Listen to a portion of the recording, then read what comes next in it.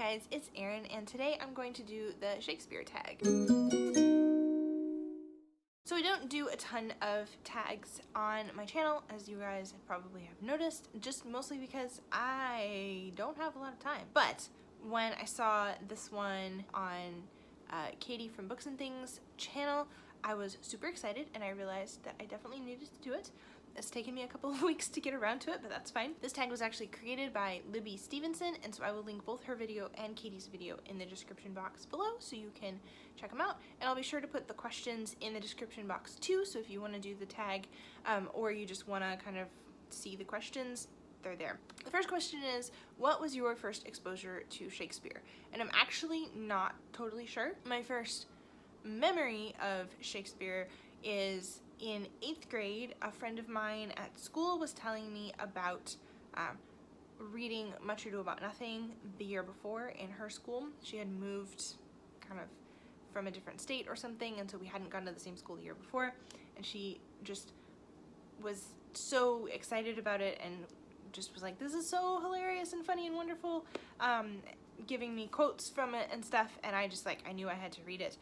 And I did. I remember being like, I don't really understand what's going on. But as you will see, it's become one of my favorite plays, so it's kind of cool that it's the first one that I really remember reading.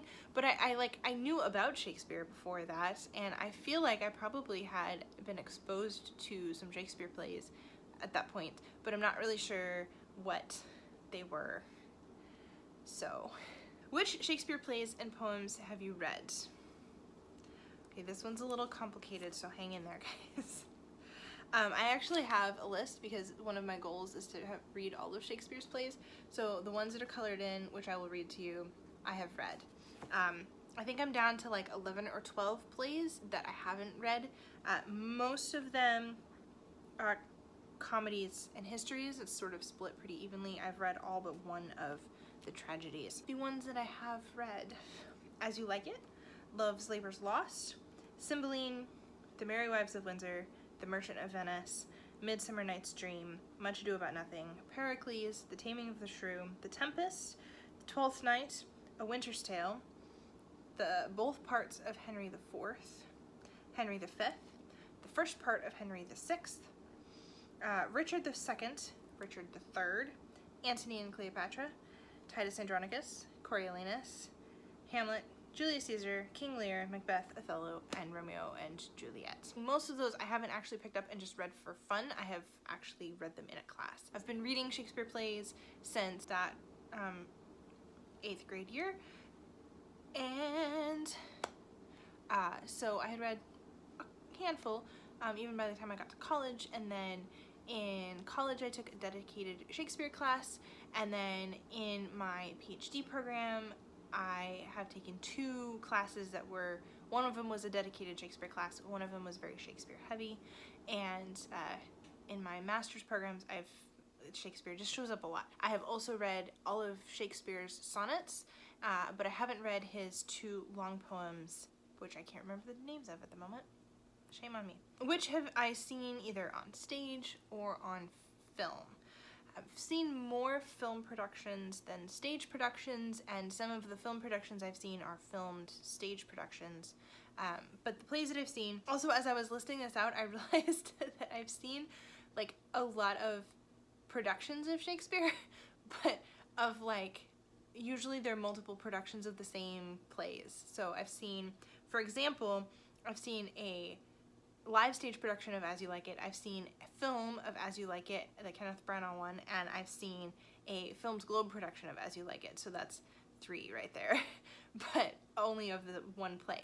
It is really neat to see different versions or different performances of the same Shakespeare play because they're approached so differently every time, and I feel like you get a lot more out of the plays if you really like are exposed.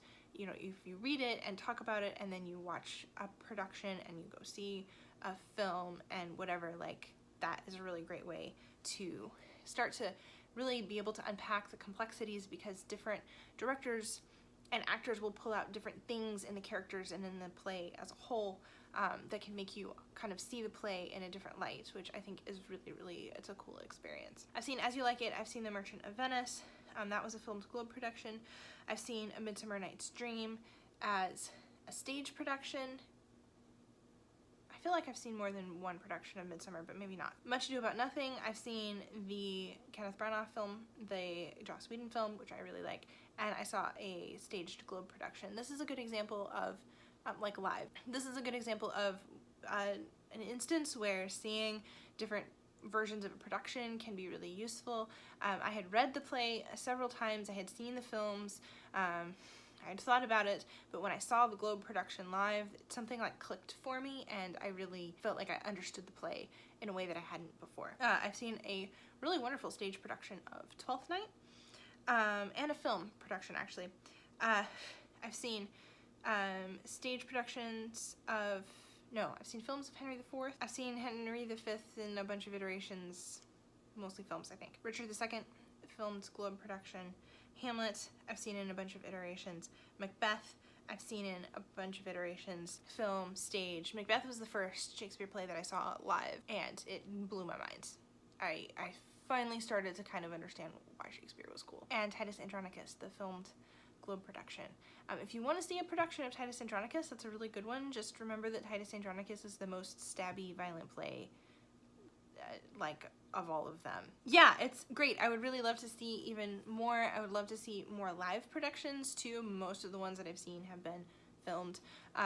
Even if they were like Globe productions, I've, you know, watched them. If you want to see, by the way, good productions of Shakespeare, on stage, and you know, there's not a lot of Shakespeare around you, or, you know, you just don't want to spend a ton of money, the Globe Theater has released a lot of their productions for rental or purchase. You can go to globeplayer.tv and check those out. Most of the ones I've seen are really good. I've heard that some of them are sort of like not as great. Henry V, for example, was not one that I saw, but apparently it was kind of mediocre. It's a really great way to get to see Shakespeare in something not exactly like the original performance conditions, but close enough that you can start to kind of get a flavor of how the theater worked, which is really great. Do I have a favorite edition of the complete works? I don't really. I haven't ever used an edition of the complete works except for the Norton, which I don't actually own. Funny story, when I took my Shakespeare class in undergrad, I was really sure that I wasn't going to have anything to do with Shakespeare ever again. So in order to save some money, I rented the Norton complete works of Shakespeare and gave it back at the end of the semester. And never have I regretted a book decision more. I'm still a little salty at past Erin for that. Because those things ain't cheap, and I have not been able to like buy another one. And so that's my fun story. Of the individual versions, I've used quite a few of them. This is my drama shelf, and as you can see, the Shakespeare starts here and goes to the end. I have quite a few and different versions. The Pelican Shakespeares are decent. They're cheap, they're usually pretty easy to find. They're fine. If you want something a little bit more academic, the Oxfords are pretty good. Again, easy to find used, not super expensive. Their notes are a lot more detailed than the Pelicans, so that's actually way more helpful. You get some cultural context information, not just like, this is what this word means. Some kind of background details, a little bit of scholarly interpretation, and most of them are pretty good. So if you're looking for just kind of like cheap, easy ones, I would recommend these. My favorites, though, are the Arden Shakespeares. These are like the super academic, scholarly ones. They can be a little bit harder to find. I've found that actually just ordering them straight from Bloomsbury is both the easiest and the most cost-effective way to do it. They're actually cheaper there than Amazon even, which is great. And these just have all of the notes and super detailed introductions that I find really helpful as a scholar. If you're not interested in scholar level, this is maybe a little bit too much for you, and the Oxfords are probably fine. Anyway, long answer to brief question. Question 5. What is your favorite comedy? Much Ado About Nothing, of course. I actually wrote my thesis on Much Ado About Nothing, and I still love it, so that says a lot. It's a little bit of a messy play, but I find it really interesting, and Beatrice and Benedick are just They're like the OG hate to love couple, and they are so great. Their banter is fantastic. They're actually technically the subplot of the story. The main plot is about Beatrice's cousin and Benedick's friend getting together, and it's boring and like drama-y and whatever, and Beatrice and Benedick are way more interesting. And apparently King Charles the First or Second in his folio like crossed out Much Ado About Nothing in the title page and wrote in Beatrice and Benedick because that's how everybody thought of it. Anyway, I could say a lot about that. My 60-page thesis is gonna just chill though. We're gonna be okay. My favorite history is probably Henry V, although I haven't read enough of the histories, I think, to say that for sure. I also really like Richard III, which is pretty good. Henry V is kind of the play that made me finally be like, okay, yeah, I do actually like Shakespeare. I saw the Hollow Crown productions that were done by the BBC a couple of years ago, more than a couple of years ago now. And while they're not the like most perfectest, amazingest adaptations, they're pretty good, and they're 90 minutes long. And I definitely recommend. And anyway, I saw it and I was like, okay, I think I finally understand like why everybody is so gung-ho about this Shakespeare guy. My favorite tragedy is Macbeth. Again, similar reasons. It was one of those plays that I just like really like had an experience with. That's a common theme for the ones that I'm kind of like consider favorites, and that was, I saw a production. It was just actually done by a college theater group that my high school took a field trip to go see, and they did like the full Scottish kilts and medieval and everything, and I was just so enthralled. I thought it was fantastic, and just I even like remember it really vividly. And I also have taught Macbeth a bunch of times, and so I just know it really well. I probably know it the best out of all of the tragedies, except for maybe Hamlet, which is a close second in terms of favorites also, but it's just so long.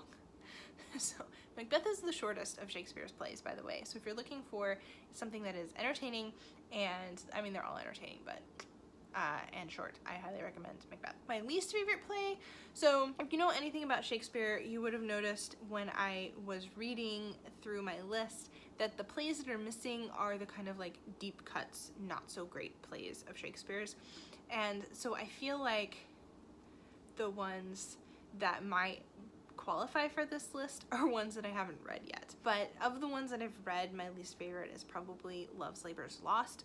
I've actually read it a couple of times. While like the verse and the speeches are like rhetorically very complex and like skillful, I just think it's really boring and I don't care very much. Play that I would want to direct, I don't really want to direct any Shakespeare plays. I am not worthy to attempt such a thing, but if somebody forced me to direct a Shakespeare play, I would probably do Much Ado About Nothing. Partly because I just know it so well, and partly because it's the one that I have the most thoughts about, and so I feel like as a director, it's a play that I could bring a kind of unique interpretation to, and it's really funny, and it would be great to cast Beatrice and Benedick and just like do the whole thing and figure out whether I wanted to do it in like old-timey or like present day, and how we were gonna like deal with some of the problem areas of the play. It would be great. As a sort of like backup, I might be interested in Julius Caesar. I haven't talked about Julius Caesar very much, but I think it's probably one of the more underrated plays, which is the next question, so maybe let's talk about that. I don't know, like, it gets a lot of attention because it's taught in high school, like a lot. It's in some of the major English textbooks, and that's where I was first exposed to it. It doesn't get performed as much, and I think it's seen as a kind of boring play, but it's actually really interesting. And I realize that I'm making everything I'm going to say about Julius Caesar could be applied to Love's Labour's Lost. But you know what? I'm allowed to have my own feelings. So it's a kind of quiet play, like there's this burst of action later, but a lot of the tension at the beginning is pretty quiet. But I think in the right directorial hands, it could be just really great. And the speech by Mark Antony in the middle of the play, where he convinces Rome to turn against the conspirators who have been on their side for a while, is just so brilliant. And I love walking my students through it. It's just amazing the way that he does that, and I really love it. And So that is an underrated play. I think another underrated play that deserves more attention is A Winter's Tale. This play is weird. It feels sort of fractured and like it doesn't quite hold together, and the first 3 acts are like a tragedy, and then suddenly we jump ahead in time and then it's not a tragedy anymore, but it's really, really beautiful. And if you can kind of get through the tragedy, which includes some pretty awful accusations by a guy towards a woman, it's just fantastic. And there's just something kind of magical about it that I really love. Part of my appreciation for the play might stem from a performance by the Royal Ballet Company of A Winter's Tale. They did an adaptation, a ballet adaptation that's just fantastic, and it smooths out some of the roughness of the play text, and I would just highly recommend that. You can find it to rent on Amazon, I'm pretty sure, and it's just the most exquisite play. It's beautiful. I love it so much. So I think A Winter's Tale deserves more attention, and it's a play that I'd like to dig more deeply into in the future. This question is 2 parts, and the first part was, which lesser known play do you think deserves more attention, or which lesser known play are you the most excited about? The one that I'm most intrigued by, I think, is King John. I know very, very little about King John, and I just kind of want to read it because I feel like it's one of those that, like, there are other plays that I kind of know vaguely what's gone on because, like, when I read scholarship about it, about the plays that I've read already, they'll get brought up, you know, authors are talking about 2 or 3 of the plays, and some of them are the ones that I haven't read yet, so I feel like I have a kind of vague idea of what a lot of the plays that I haven't read yet are like, but this one I just have no idea. Like, nobody talks about it that I've seen anyway, and so I would like to get to know the play a little bit better. And finally, there's one bonus question, if relevant, which is, what is your favorite play to teach or perform? I've never performed Shakespeare, but I have taught a lot of Shakespeare, and my favorite play to teach would probably be Macbeth. Of the ones that I've taught, I've probably taught, I don't know, 8 or 10 of the plays that I've read. It's easy to get the kids interested in the story because it kicks off really fast,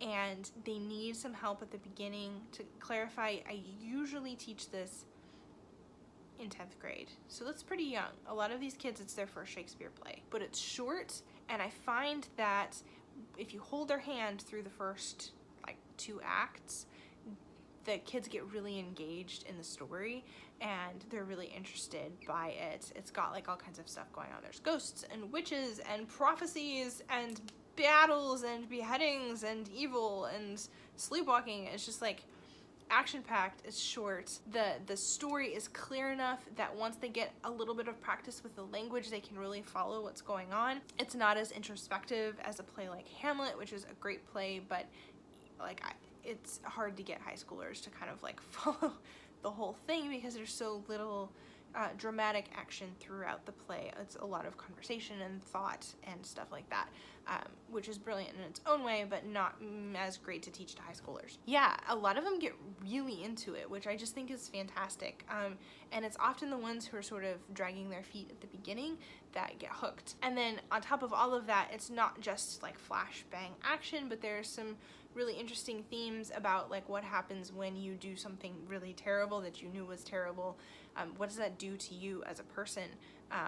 That just like give you the opportunity to have some really great discussions. So that's probably my favorite play to teach. That is the Shakespeare Tag. I realize that I have quite a lot of experience with Shakespeare just from all of the classes that I've taken and all of the papers that I've written, and I should probably do more with Shakespeare on my channel because I don't think I've actually done a video on Shakespeare besides this one like solely. He might have appeared in like wrap-ups and stuff when I talk about what I've read for the month, but that's kind of it, and I really should do more. I'm not sure why it doesn't occur to me to actually like talk about Shakespeare, but we're gonna do more of that in the future. So if you have questions about Shakespeare or you want to see something from me Shakespeare related, let me know. I'm not gonna tag anyone in particular. If you're interested in doing this tag, then do this tag. If you're not, I hope you enjoyed it. Thanks for sticking around to the end, and I will see you in my next video. Bye.